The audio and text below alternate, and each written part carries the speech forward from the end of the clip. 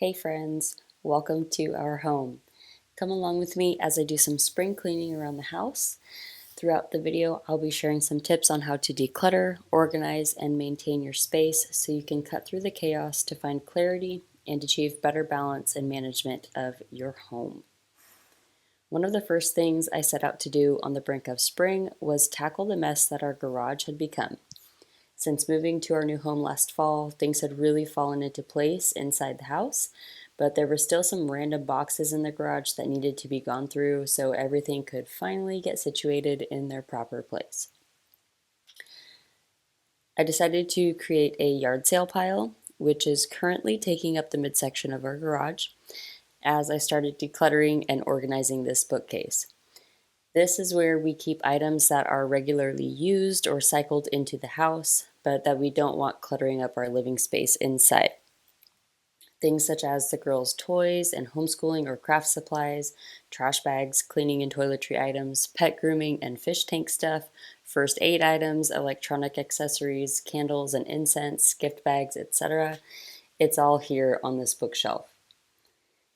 This is an area that tends to become a drop zone for many miscellaneous things as we're moving in and out of the house, which is why I really needed to get it organized so it can be better maintained for the sake of being able to find things easily. Now, let me answer this question. How do I know I need to declutter? The reason I want to answer this question is because we live in a world where the average household has an excess of stuff, and a lot of people don't even realize how this is impacting their life, relationships, and health. Goods are easier than ever to acquire. Most people have lost their grip on the value of quality time, and people are generally busier and more distracted than in time past. We simply don't have the time, perspective, or capacity to think about and understand how the abundance of possessions is putting a damper on our lives, let alone the tools and the time to do something about it. So here are some clues to look out for that will help you know if it's time to do some decluttering. You cannot seem to find an empty shelf, drawer, bin, cabinet, or closet in your home, or every one of these spaces is 75 to 100% full. Maybe it's even overflowing. Essential tasks such as cooking a meal from scratch and doing the laundry feel like more than chores and often take the back burner or pile up to the point it feels extremely overwhelming. You have a hard time describing where an item can be found so someone else can get it, so you just do it yourself because that feels easier. Nearly every outlet has something plugged into it. Toys your kids play with drive you a bit crazy, especially when they're on the floor. Your child can't seem to clean up after playing or find something to play with despite an ample selection of toys and activities. Items are being stored in places they don't belong. For example, playpens and cribs tend to fill up with laundry or miscellaneous items. You apologize to guests about your messy house, or you're reluctant to invite or welcome visitors in. Being in other people's homes and seeing their clutter stresses you out and makes you feel overstimulated. You find it difficult to enjoy being at home, and when you are home, you don't feel in control of your space, time, or mood. The stuff in our homes carry energy. Our internal experience is influenced by the environment around us, just as much as our environment is a reflection of what's going on in our internal world: body, mind, spirit, and relationships.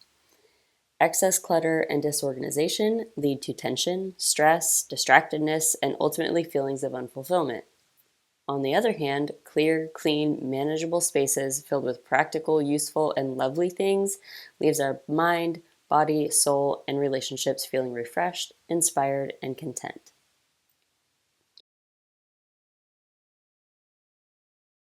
So when you're trying to declutter a particular space, this could be any designated storage area like a linen closet, pantry, bathroom vanity, or bedside table, for example. What is the best way to do it? Like, how do you go through all the things, eliminate some stuff, then end up with a more organized area than you started with, and doing so in a reasonable amount of time? The approach that I aim to use anytime I'm really set on decluttering a space down to the essentials is what I like to call the clear out method.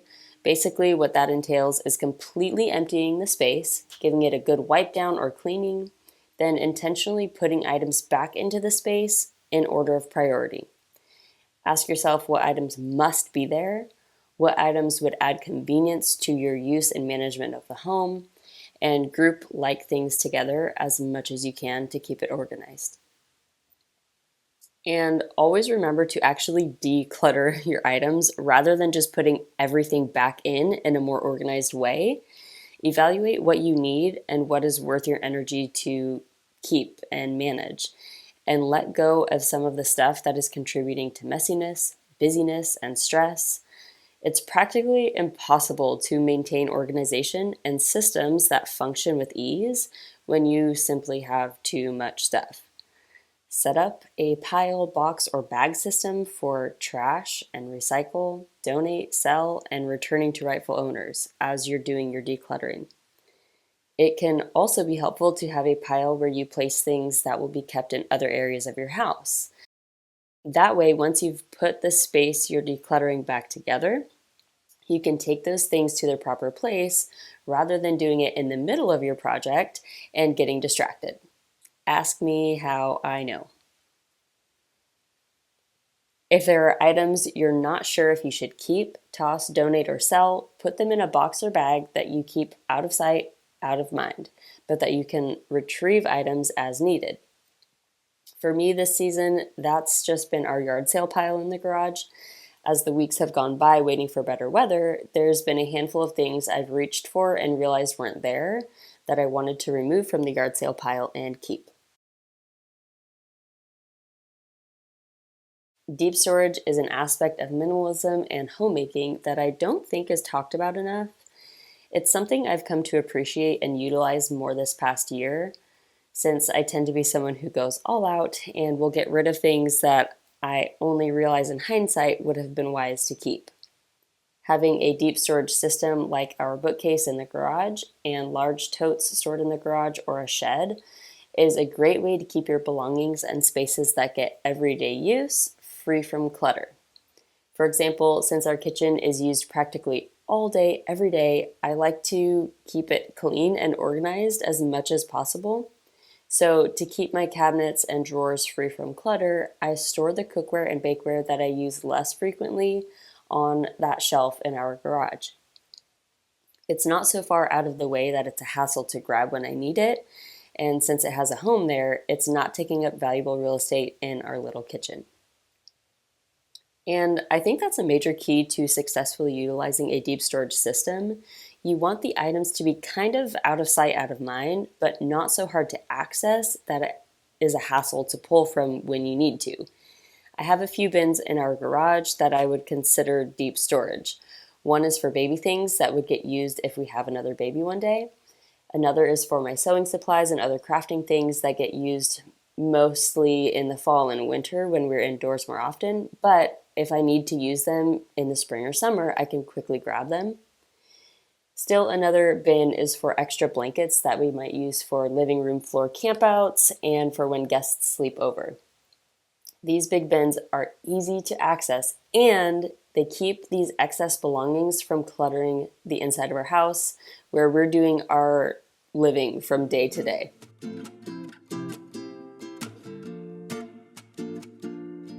So while on the topic of systems, another favorite system of mine is the drop zone, which is what you're seeing right here. Now, this may sound like a contradiction since drop zones are some of the first to make our clutter evident, which is kind of the whole reason we're trying to declutter, right? But hear me out. Drop zones can actually be a good thing if, and I will say only if, we are utilizing them intentionally and systematically. I'll give you two examples. First would be in the kitchen. No matter where your kitchen is situated in your home, I'm sure you've noticed it's like a magnet for all kinds of items that just don't belong in a kitchen. Inevitably so, we can combat this with a simple spot designated as the drop zone.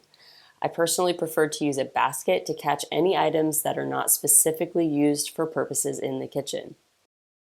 I just gather everything into that basket, I start prepping the meal, and I deal with those items later. The key takeaway here is that you do actually deal with the items later. Make a point once a week or whenever you notice the basket is full, and put every item away in its proper place. The second area that a drop zone is especially useful, at least in our home, is the entryway. When you come into your home, there should be a place to put your shoes, hang your coat, keys, and purse, and that items on their way out of your home can be temporarily stored close to the door. This is one of those areas in our home that almost always looks cluttered, but is actually an organized mess. When we know we're expecting company, this is one of the first areas I address with a quick tidy up, putting everything back in its rightful place in the house so that our guests have a place to set their things when they first walk in. I think this just adds a really welcoming touch, and it keeps things from getting more chaotic having extra people in your home. Drop zone baskets can be used in any room or area of the house, and they function best when they're placed somewhere that organically attracts miscellaneous items, such as dressers, desks, and either end of the stairs, top or bottom. Again, just make a point to sort out the items in the drop zones regularly.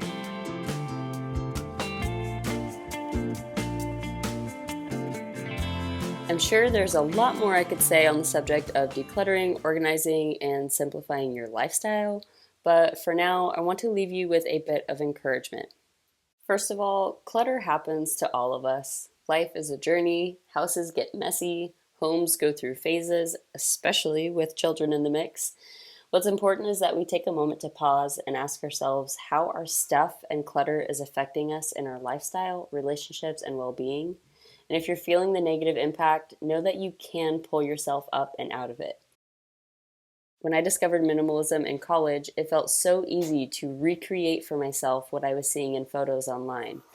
Now that I have 2 young daughters and 2 dogs underfoot, minimalism doesn't quite look the same, but I'm starting to see that maybe it isn't supposed to.